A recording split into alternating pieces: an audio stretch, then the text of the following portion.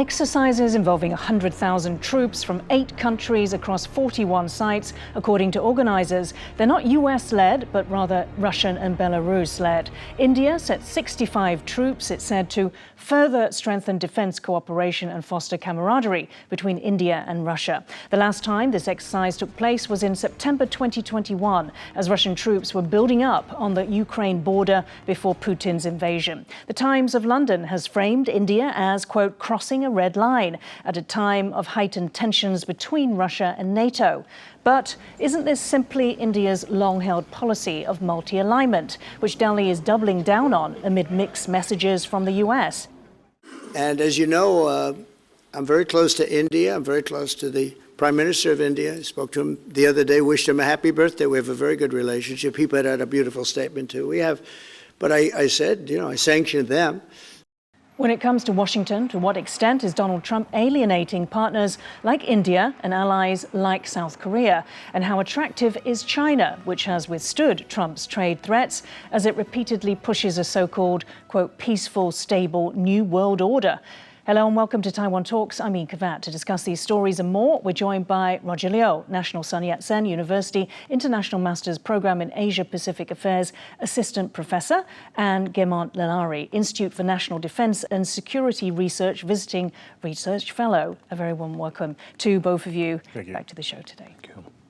Belarus and Russia said, along with the participation of India, Iran and Bangladesh, observers from 3 NATO member states, the US, Turkey and Hungary, attended the war game, while neighbouring Poland, Latvia and Lithuania all declined to send representatives. Here are US military officers arriving on site. Watch.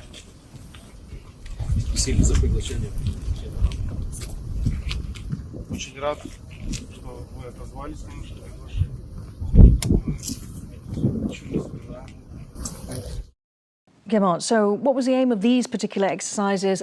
So the aim of the exercise, according to Russian and Belarusian state agencies, was to defend the Union state. So it was defensive, not offensive?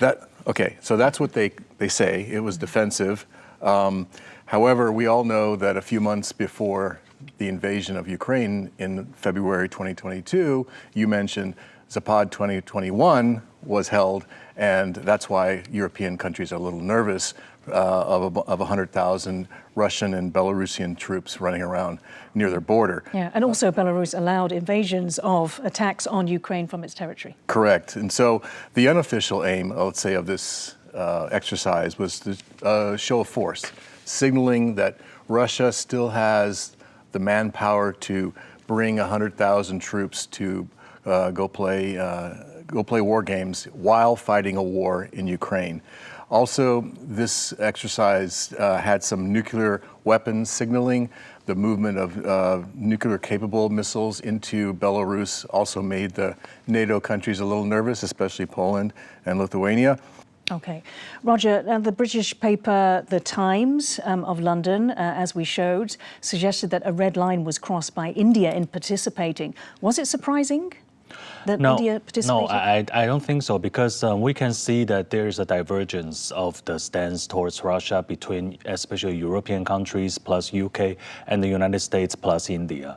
Right, and perhaps it's also a fact that they've always been close to, India has always been close to Russia, is that true? Yeah, traditionally India has a strong relationship in security affairs with Russia.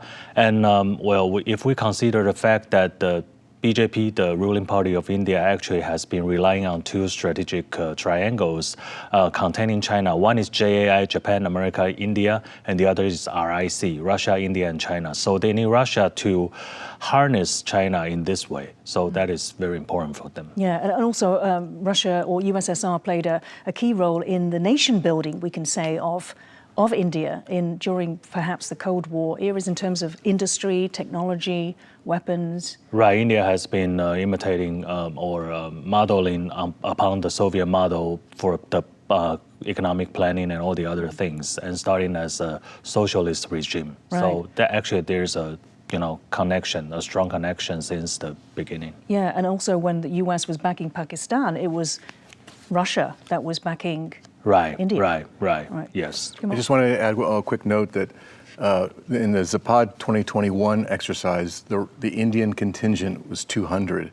The contingent in this one is 75. So actually, they've reduced the number of military that are participating in this exercise. Okay. Now, Donald Trump called Narendra Modi this week to wish him a happy birthday. This is what he wrote on Truth Social. Just had a wonderful phone call with my friend, Prime Minister Narendra Modi. He is doing a tremendous job. Narendra, thank you for your support on ending the war between Russia and Ukraine. Now, Modi replies in kind, thank you, my friend, President Trump. Like you, I am also fully committed to taking the India-US Comprehensive and Global Partnership to new heights. We support your initiatives towards a peaceful resolution of the Ukraine conflict. So, Roger, you know, this has been about a week of positive signals, of more of a warm tone from Donald Trump. But this has come from, and we're going to show them now, some public insults from Trump and his officials. Also, of course, the imposition of 50% tariffs, which is the highest so far, as well as asking the EU to slap 100% tariffs on India. Let's take a look at some of Trump's comments. He said on July 31st, I don't care what India does with Russia. They can take their dead economies down together for all I care. It looks like we've lost India and Russia to deepest, darkest China. May they have a long and prosperous future together. So, Roger, what do you make of the development of this between the US and India? Well, I think this is more like a technical use from Donald Trump, because in the first place, I didn't see that there will be a fundamental worsening of the bilateral relationship between New Delhi and Washington, D.C.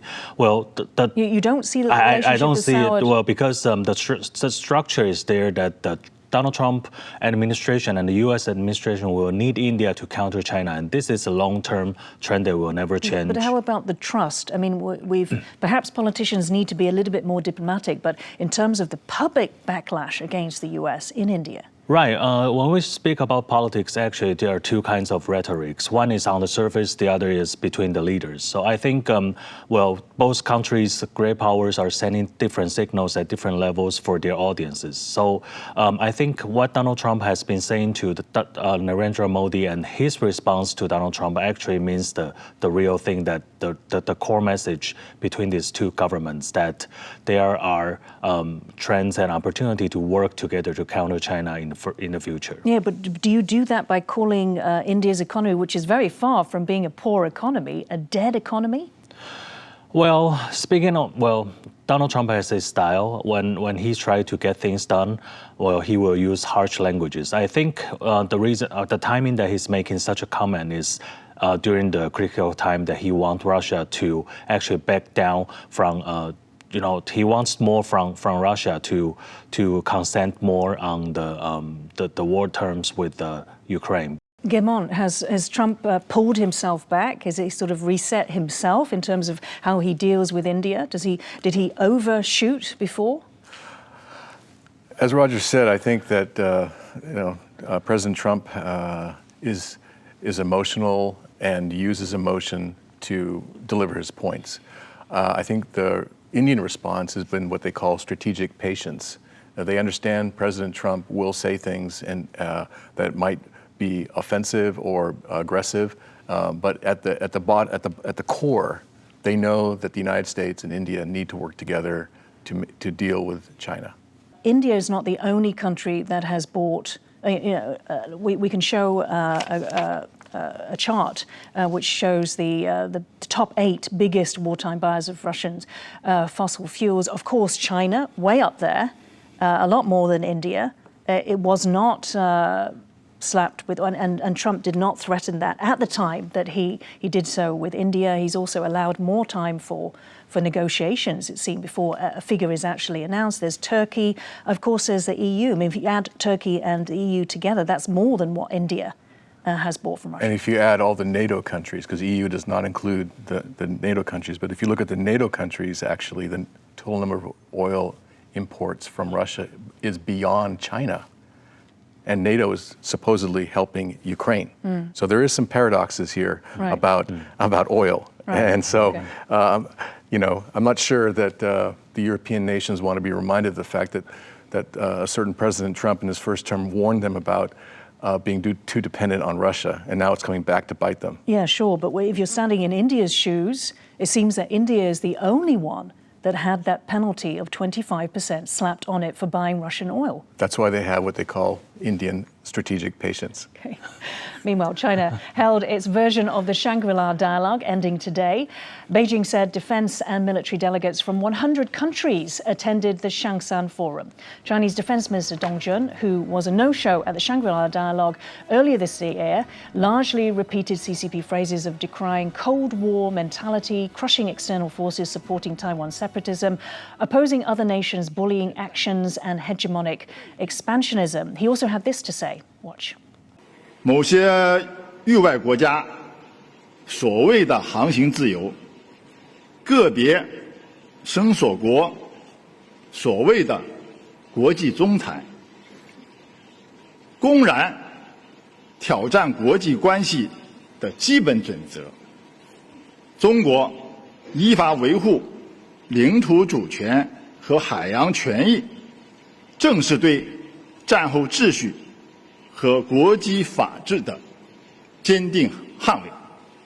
Roger, we highlighted there a section that was addressed to South China Sea, but how did you assess Dong Jun's speech overall?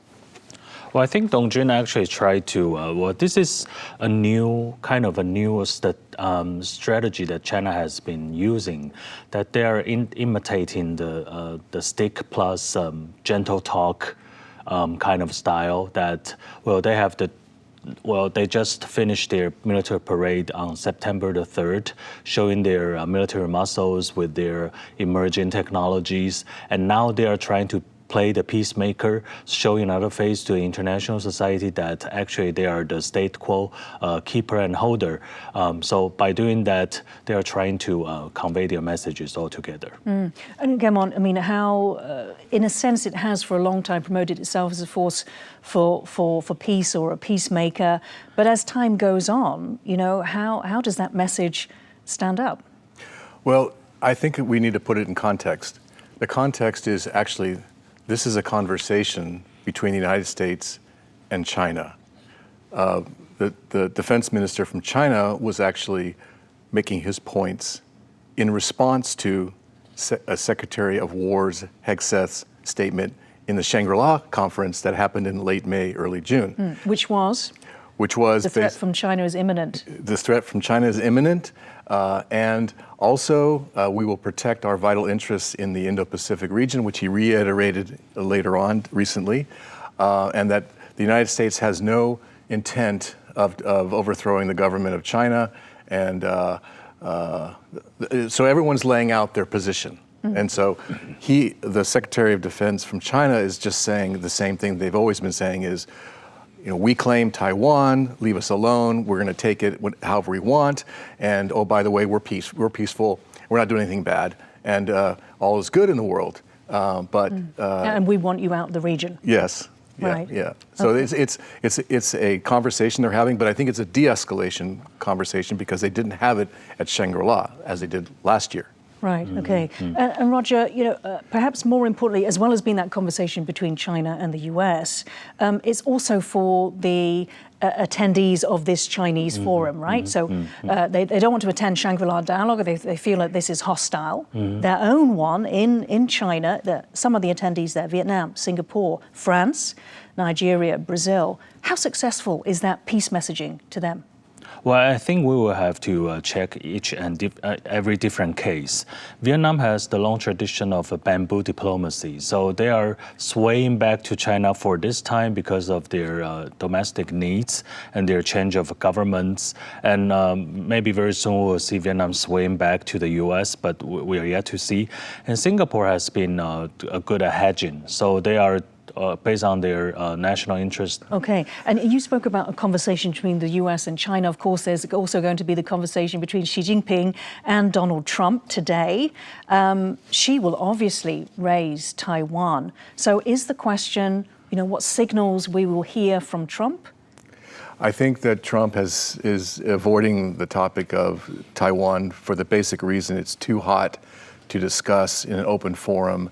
And it's better to keep those kind of conversations between Taiwan and the United States and between the United States and China, and basically to reinforce what is President Trump's policy as stated by Hegseth, which was we have vital interests in the Indo-Pacific, you back off from those. And those vital interests include Japan, South Korea, which we have mutual defense treaties, and also, by the way, if there is a war with Taiwan, those countries will be greatly, have great impact on their economy. So Taiwan is part of those vital interests, although it's not directly stated. The first island chain. Yeah, okay.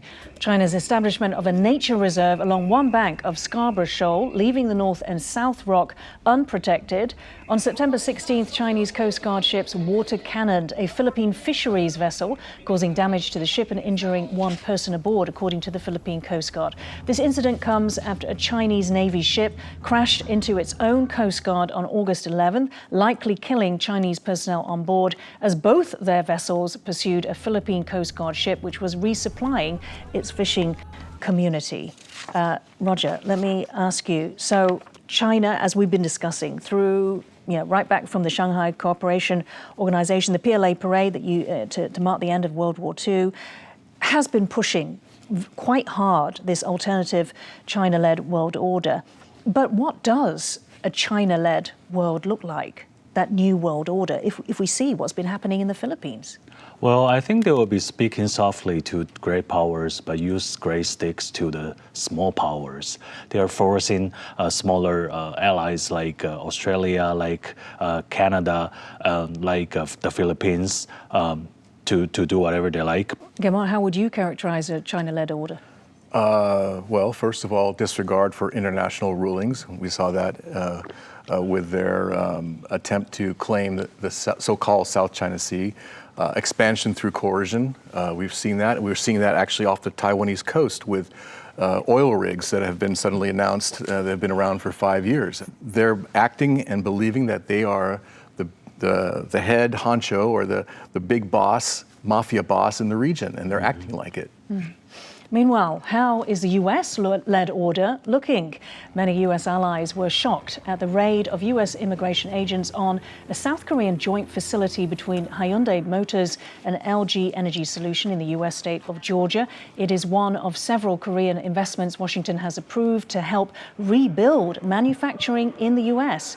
Here you can see South Korean engineers rounded up with chains, handcuffed, shackled and bussed off to a detention center where victims said they were made to eat or sleep near open toilets and treated like violent criminals.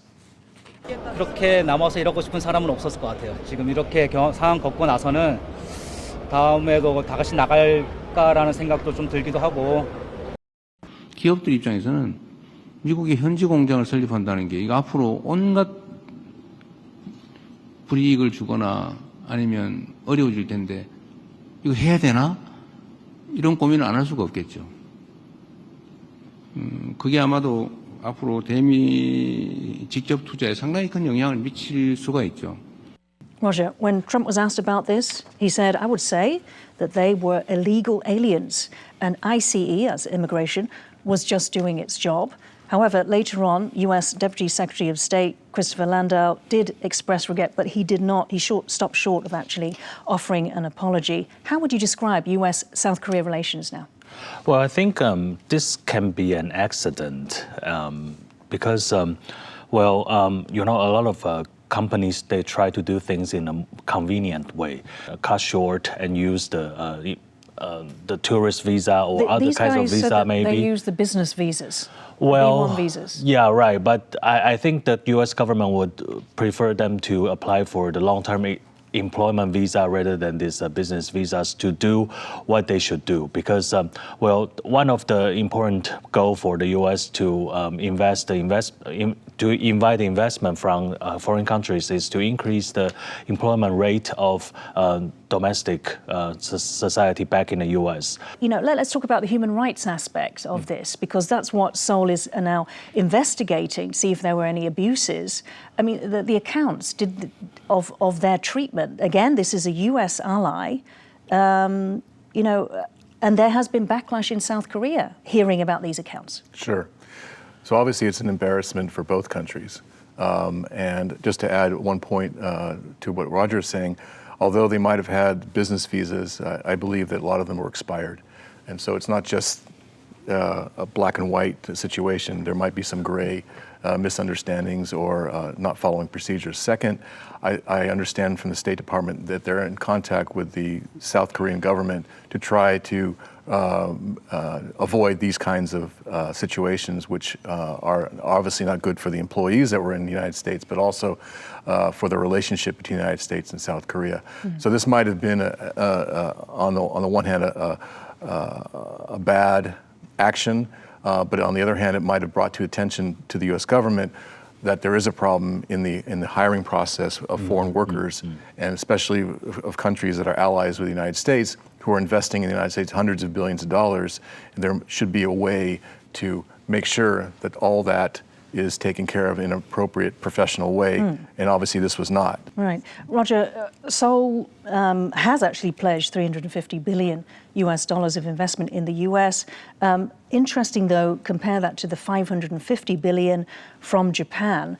Now, when you look into the detail of these deals, especially there's more detail that's come out about Japan, the profits will be split 50-50 until the initial investment is recouped. But then after that, the US gets 90% of the profits.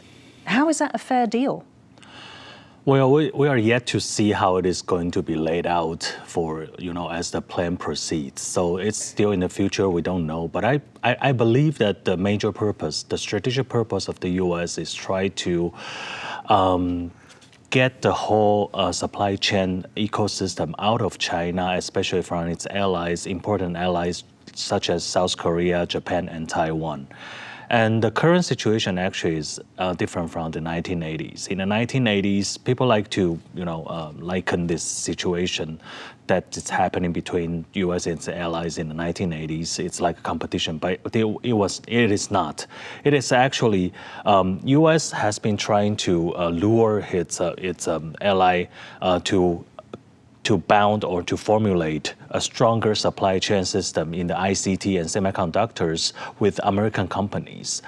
And by doing that, they will have to move out of China and work closely together with the United States companies and have a system that is based on US and allies rather than what we have seen before. Sure, but we don't see that the UK, for example, is being asked to invest that amount in the US, Guermont.